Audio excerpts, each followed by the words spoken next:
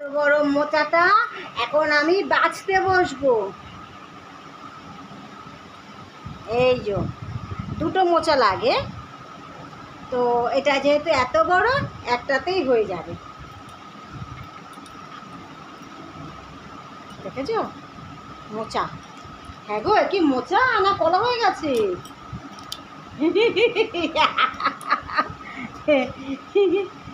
এটা মোচা না কলা এনেছে? একটা আনবে বলে এত বড়। বড় বড় এগুলো একটা দুটো আনলে, ছোট ছোট দুটো আনতে ব্যাস।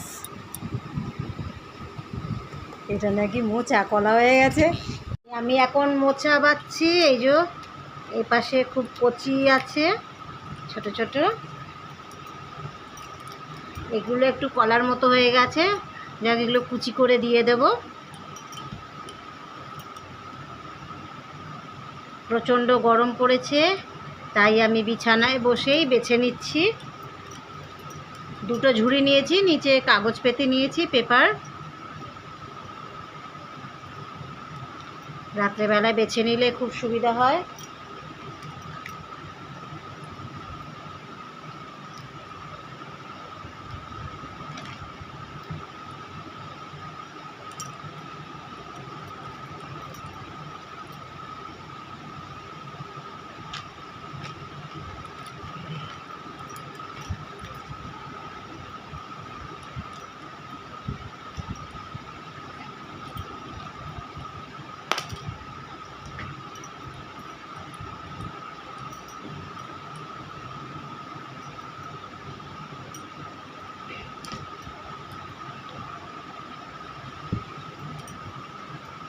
কচিগুলো আগে বেছে নিই।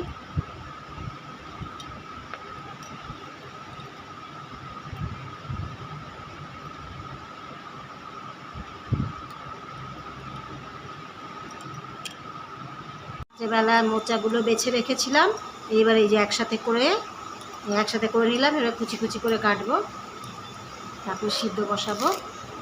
সিদ্ধ দিয়ে তারপরে আদা রসুন পেঁয়াজ দিয়ে বানাবো। এই যে এরকম কুচি কুচি করে কাটছি। মোচাগুলো ভালো করে ধুয়ে এবারে সিদ্ধ করতে বসিয়ে দিচ্ছি। এতে একটু নুন আর হলুদ দিয়ে দেবো, কষ ভাবটা কমে যাবে। মোচাটা সিদ্ধ হচ্ছে, নুন আর হলুদ দিয়ে সিদ্ধ বসিয়ে দিয়েছি। নুন হলুদ দিলে কি হয়, কষটা কমে যায়, থাকে না আর কষটা।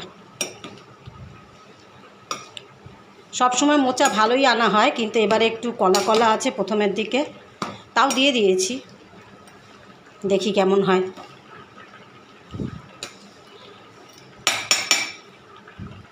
সিদ্ধ হোক,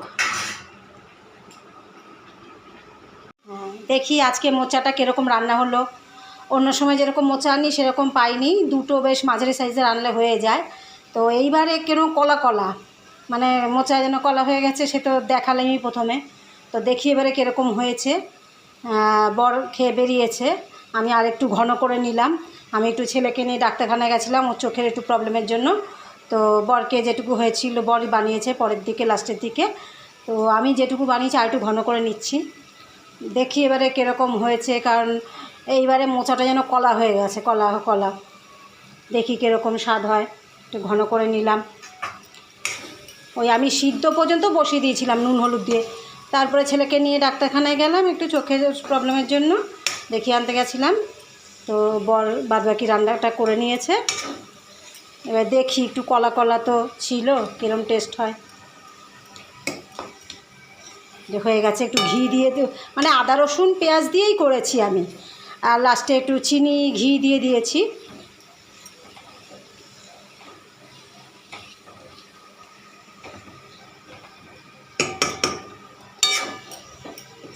মোচার তরকারি রেডি হয়ে গেছে। এর পাশটা ডালটা বসিয়েছি।